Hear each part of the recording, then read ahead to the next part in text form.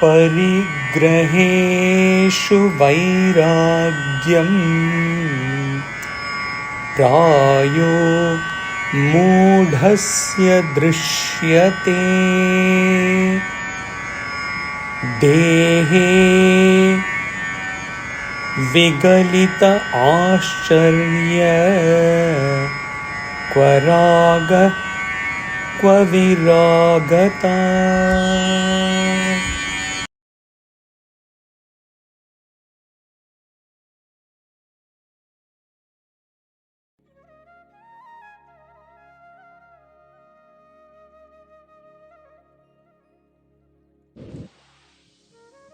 The fool often shows aversion to his possessions. Where is attachment and to where is aversion for the one whose love for the body has vanished?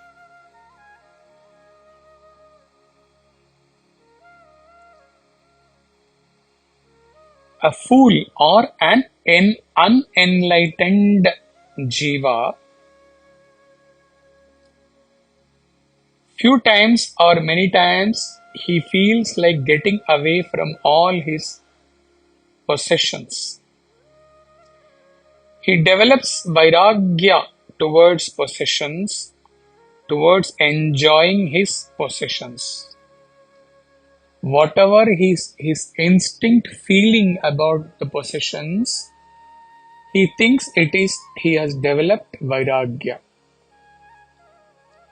He develops temporary distaste for objective world and turns aversive towards the same.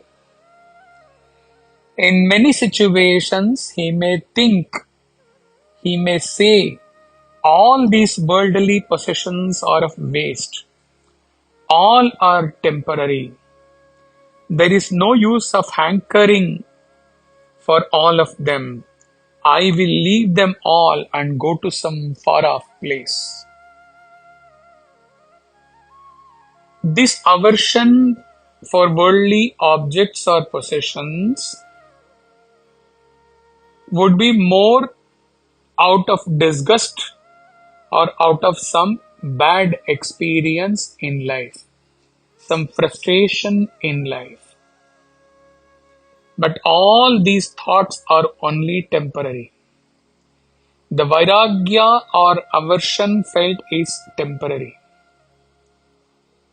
Since such a jiva is not free of desires for all worldly possessions,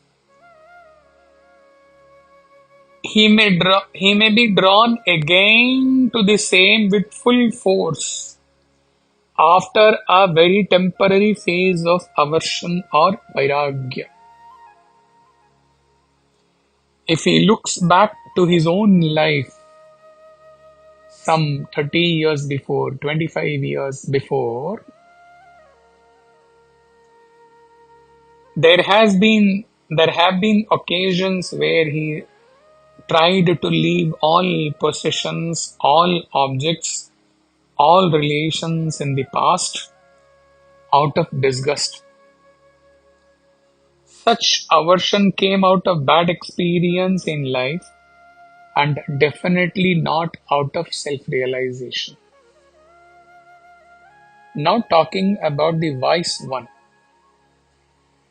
For a wise one, for a self-realized yogi, there is neither attraction nor aversion for any worldly possessions. He has no desire for any of them. He has no vasanas of having enjoyed any worldly possession in the past. There is not an iota of active memory of any past enjoyments or past possessions. If someone close to him in the past refers about his past, his possessions, then at that point of time, even though he may recollect that past to some extent, still it is for him as though that past, that enjoyment of possessions in the past was by some other human being on the earth, not by him. He will recollect, but he cannot associate that recollection with his own identity, because he exists as self now.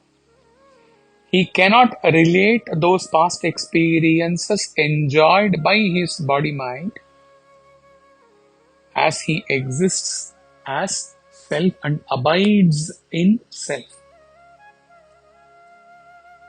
Neither does he enjoy in the way a fool enjoys,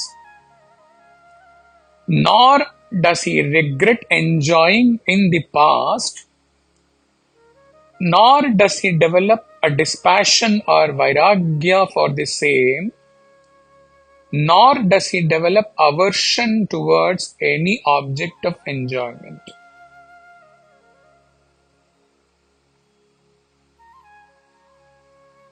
This talks about his state. At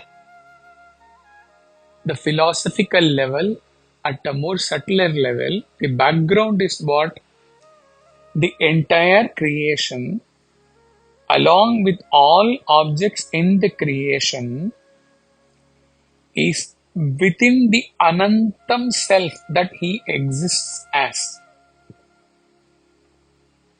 When there is nothing that exists apart from he, the pure consciousness, it is impossible for a realized Jivan Mukta to recognize anything in the creation as Asat, apart from Sat. It is impossible for him to develop any disgust or aversion towards anything, because in his state as Satyam Jnanam Anantam, there is neither an active mind, nor stored impressions about anything, nor anything in the world which lies outside the Satyam Jnanam Anantam state, which can cause any raga or dvesha for him. He cannot even for a moment come out of the state of pure awareness, self, undiluted, unbroken bliss, Vibhu Gita verse, without the least trace of thoughts, in pure awareness, self. Go back to that session given to core sadhakas long back. So he cannot come out of that state of pure awareness, self, undiluted, concentrated, unbroken bliss to be able to think of any object and to judge whether he likes it or he dislikes it. Commentary.